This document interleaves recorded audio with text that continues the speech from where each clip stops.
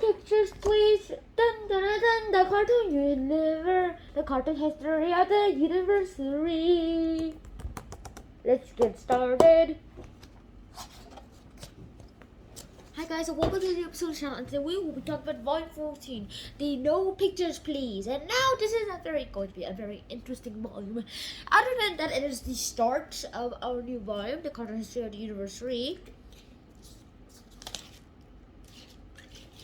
It's a bit weird that we're talking about this at all, because we're talking about the time of history when there are no many pictures. Well, Larry GONICK himself bases all of his pictures according to the religious pictures. Well, this one, no one is really sure what they would look like, because they won't even let you draw pictures. I mean, there's some religions like Norse mythology did make some great comic books, even superhero sites. I'm saying, is the Mighty Sword still in print? I mean, look at him. Look at him. Seriously, look at him. From this.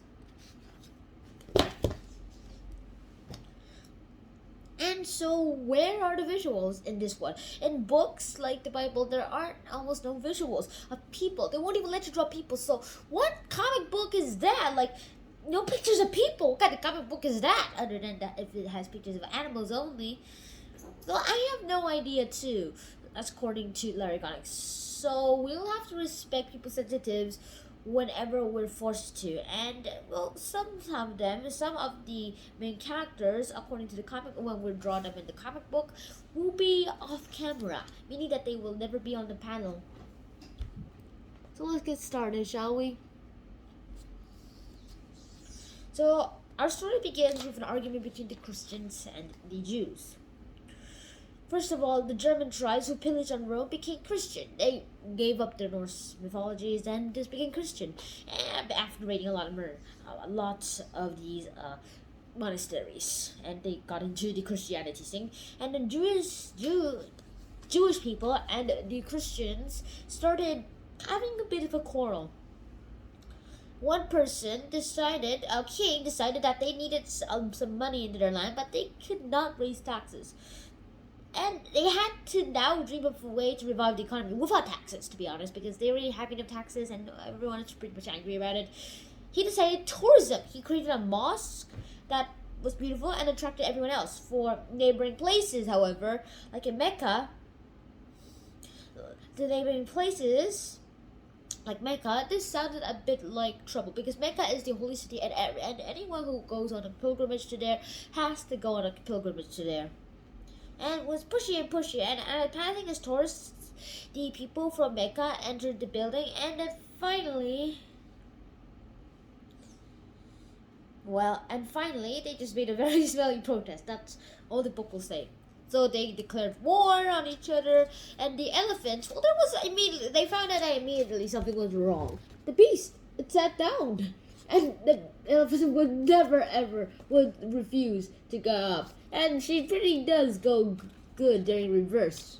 And many people had to go away because of this. And now, let's talk a bit about Mecca. As I mentioned earlier, Mecca was the holy city, and it was the pilgrimage where you had to go to for anyone to even care about, to be honest. If you were if you're Christian, or if you were Jewish, or pretty much any religion that we nowadays have, you will have to go on a pilgrimage to Mecca to at least fulfill your life with some meaning.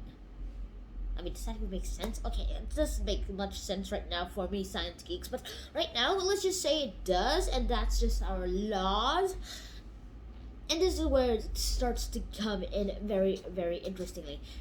Now, what happens? Now, this is where Muhammad comes in. Now, you might know the story of Muhammad. Firstly, it said that Muhammad did not really like the way Mecca, and there was probably a religious talk in the household. So he had to escape, and in one story, he decided to get inside to stay and hide inside a cave that had a lot of cobwebs in there that that one could have broken. And if there were any signs that someone were inside, the cobwebs would have been broken. Somehow, the cobwebs were not broken because the cobwebs were on the doorway and they weren't broken. So the soldiers decided that no one was in there and just went away. And that's when he saw the angel Gabriel and said it. So messages came directly from God. It was said that he was the prophet of God, and there was no God except Allah. And so he got many followers and started getting everyone into there. And started getting everyone into his household. So basically after that, it was all topsy-turvy. After creating a new nation, he went to Medina, escaped from Mecca to Medina, which actually created a war in there.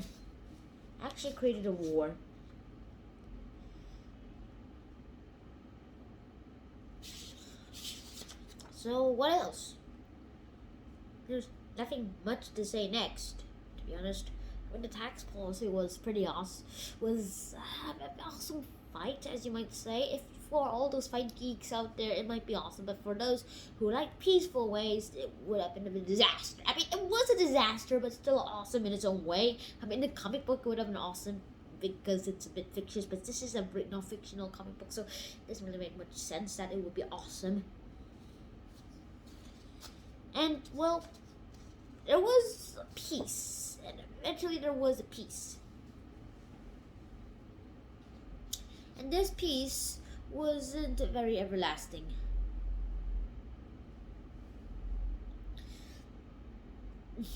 Peace happened when they started creating truces, and eventually just led to the end of the war between Mecca and Medina.